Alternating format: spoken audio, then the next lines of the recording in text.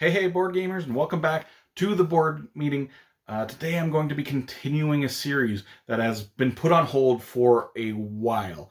That is my alphabet series. I'm going through the top 10 games of every single letter in the alphabet.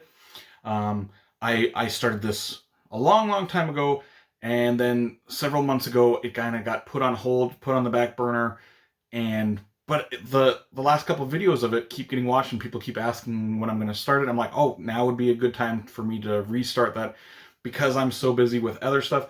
This would be a good series that I can continue doing while I'm doing all this other stuff that I'm doing lately that's keeping me so busy. So we're jumping into the letter I today, which was a pretty difficult letter to do for a top 10 games because I haven't played a ton of games. I think when I counted, it was like I played like 30 games that were in the eyes, but I think I got some good games here, ones that I really enjoy personally. And before we get into the top 10, I want to do a couple honorable mentions that were just outside. First, Innovation, which was like a classic little card game, and then another one is Ice Cool, which is like this flicking penguin game that I played a lot with my son several years ago. We played Ice Cool all the time. I still have it at my mother's house, so when we ever go to grandma's house, a lot of times we'll break out Ice Cool, and it's a nice little flicking game that my son and my nephew enjoy quite a bit.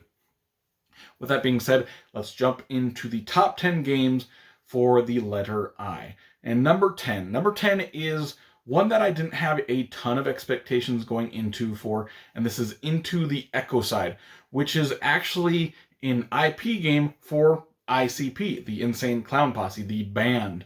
And one of my friends, she is a huge ICP fan, and she went and bought this game, and it's a deck building game. And for me, I'm like, I don't really have any relationship with that band. I don't really listen to their music or anything. But she was really excited, so I remember I went over to her house and I played this game a couple times, and I'm like, oh, this is a good solid deck building game, and it is just a straight deck building game. There's no other like mechanics going into it. There's you're just building up your deck and trying to get points, and it would be like akin to something like Dominion. If I'm gonna play like a straight deck building game, I would pick Dominion or this game actually. And I just think it's a really solid game, a really solid deck building game that really kind of surprised me how much I enjoyed it without even caring for the IP of the game itself at all. So yeah, number 10 is Into the Ecocide. Going to number 9. Number 9 is Imperial Settlers Empires of the North, which is the sequel to Imperial Settlers, but it's a very different game.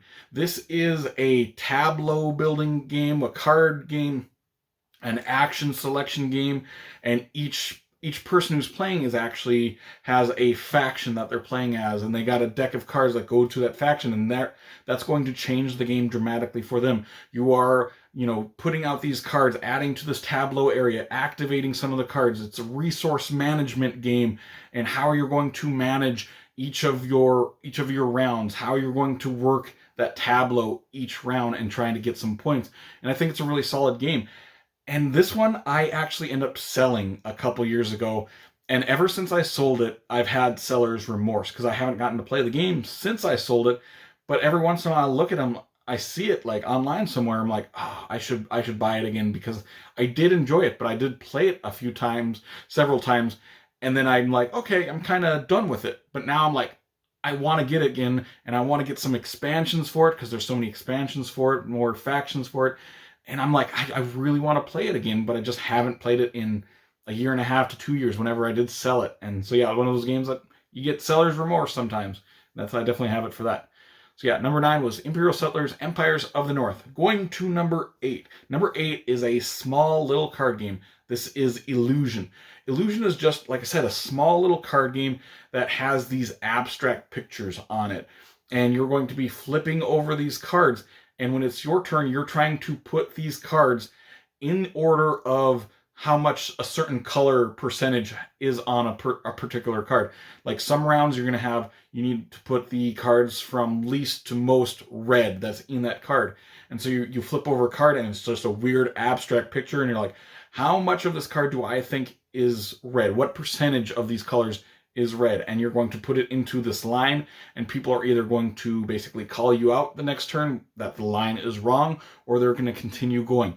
And it's a fun little game that I've shown a lot of people. I kept it at my workplace for like over a year, and I showed random people, random customers that were coming in this game, and they were like, oh, this is a fun game, and they went out and bought it. And so it's one of those like small introductory games that I think works really, really well, especially with people who've never played games. This kind of like blows their mind. They're like, this is fun.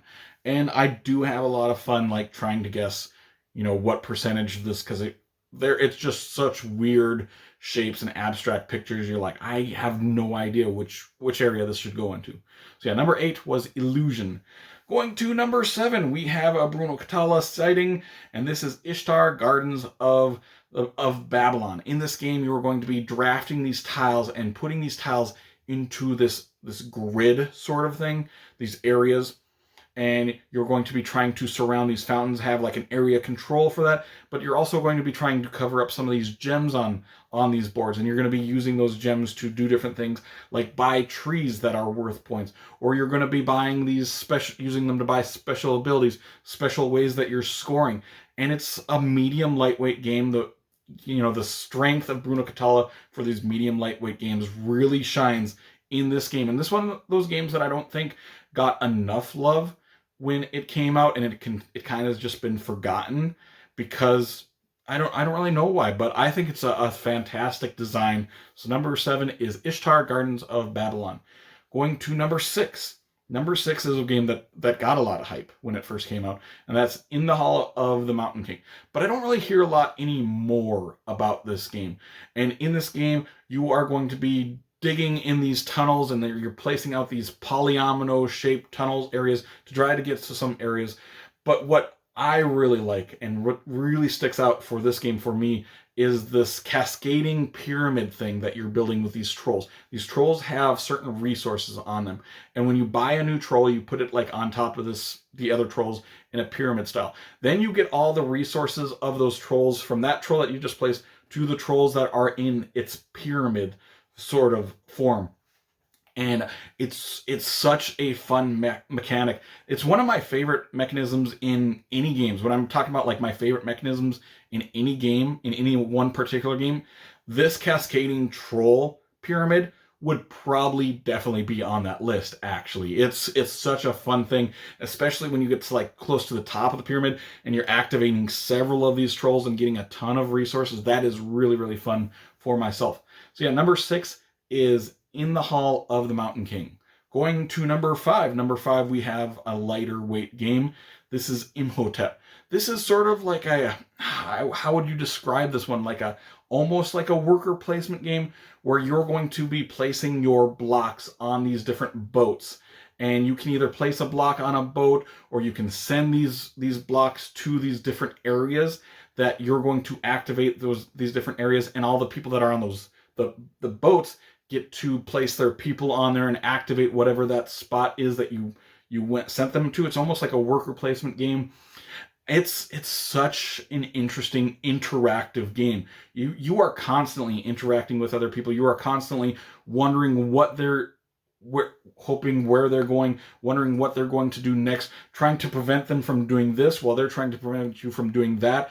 It's so interactive. One of the most interactive games probably that I've ever played, that I care a lot about what other people are doing in this game. And it's a lightweight game. It's a Phil Walker Harding game, the king of lightweight games. It's a kind of a bigger box game, but it's small in design but big in depth, and I love that game. And you could pick this one or Imhotep Duel, which is just the 2-player version of it.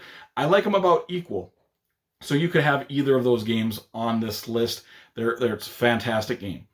So number 5 is Imhotep. Going to number 4. Number 4 is a game that I've actually never played the physical copy of, but I've played it a ton on computer. I've played a ton on Steam. This is Istanbul. This is a worker movement game. In this game, you have a stack of these tiles, and they're your workers, and you're going to be moving these workers. But every time you move the stack of workers that you have, you leave one of these assistant discs behind, and activate whatever that spot is that you landed on. And it's mostly like a resource management game. You're getting resources to spend them to get points and stuff like that. And then you've got this stack of these tiles, and you're moving from time to time, and every time you move to a new place, you're getting rid of one of your assistants, but you can go back to the tiles that you've been to and gather up those assistants and take that tile's action that way, so you can gather up your stuff again. And I think it's a great game. It's a classic game. I think it's kind of fallen down a little bit. I don't hear a lot about it anymore, but I still think it's a great game, great design. And like I said, I've never actually played this one, the physical game but I've played it on Steam probably over 100 times now over the years, and I just think it's a fantastic game. So number 4 is Istanbul. Going to number 3. Number 3 is a big giant drafting game. This is Inis. At the start of Inis, you just have one board out, one piece of tile on your gameplay area. And throughout the game, each round you're going to be drafting these cards, but each round you're drafting these same cards actually. Through each round, you draft these cards, you play them all out throughout the round, and then you gather up all those cards, and then you go around and you draft them again. So you know exactly which cards are available basically for everybody and what they can do. Because I don't remember how many cards there are, but there's not a ton of cards in there, and you're going to draft all those cards, do those actions, play your action cards, expand this map. It's one of those expanding games. It starts with the one little area, and then after the game, you've got this huge different area. There is a sequel to this one called Galactic Renaissance that I actually enjoy a little bit more than Inis. Inis is a little bit, it's like a battle game, but you don't want to kill too many of your enemies because you still want some of them for point reasons, because the scoring is very weird in this one. I like Galactic Renaissance a little bit more than this one, but this one is still great. It's one of those games that grew on me over the years. The first time I played this game, I hated it. I'm like, nope, don't like that game. I rated it like a 4 or something like that. And then the more I played it over the years, I'm like, oh, this is good, this is good, this is good. Oh, now it's not good, it's great, it's fantastic, it's amazing. I love the design of it. But yeah, number 3 is Inis. Going to number 2, in the top 2, we have a game that used to be in my top 10 games of all time. That's It's a Wonderful World. This is also a drafting game. You're going to be drafting these cards that are going to be your engine building cards, your civilization building cards that you're going to be playing down. You want to then get more cubes on these cards to build those cards, because the more cards you build, then it goes into your engine building area. And the more cards you have, the more cubes you're going to build. And the game really starts off kind of slow at the start, because you're not producing a lot of cubes in order to, build these civilization cards. But, after a round, after 2 rounds, after 3 rounds, you're producing a ton of cubes, and you're going to be able to build a ton of cards, which are going to get you more cubes, which are going to get you more points. And I think it's a great game. I played it well over 100 times when this game came out. This was one of my go-to games that we were bringing weekly to game night for a good year or 2. And I still will play it anytime anyone asks me to. It's just that I've played it a lot. I play with the one expansion is an auto fill for that one. It's one of those that I auto include every single time, that adds bigger and better cards that I just think is great. So number 2 is It's a Wonderful World. Going to the last game my number 1 game. And this is one that grew on me as well. This is the Isle of Cats. This is a polyomino game, but your polyominoes are these cats, and you're trying to buy these cats to put them on your boats to fill up these boats. And the cats are all in these weird polyomino shapes, and there's different color cats, and you want certain color cats to be beside each other. It's a drafting game. You're drafting cards that are going to get you different abilities, going to get you different actions. You have different goals. You have public goals, but you also have private goals that you're trying to complete. You're trying to fill up these negative spots that are on the board and trying to fill up all of these sections. You're going to get these treasures that are also going to help you fill up the board. It's a great game, and there's a family version of this and a heavier version in the same box. I always play the heavier version, which is still not a heavy game. I would say at heaviest, I would say this is a medium weight game, but it's fun, it's interactive, it's drafting, it's polyomino shapes, it's public and private goals. There's a lot going on that I really enjoy for this game. So my number one iGame is the Isle of Cats. And that will complete this list, the top 10 iGames for myself. So make sure to comment down below, what are your favorite iGames that you have played? To me, this one was kind of a harder list because I haven't played a ton of iGames, but I've played enough where I feel like this is a very solid list of 10 really good games. Either way, if you did enjoy this video, make sure to like and subscribe to see more weekly content from me, Shane, at the board meeting in the future. Hope you all have an amazing day. Take care.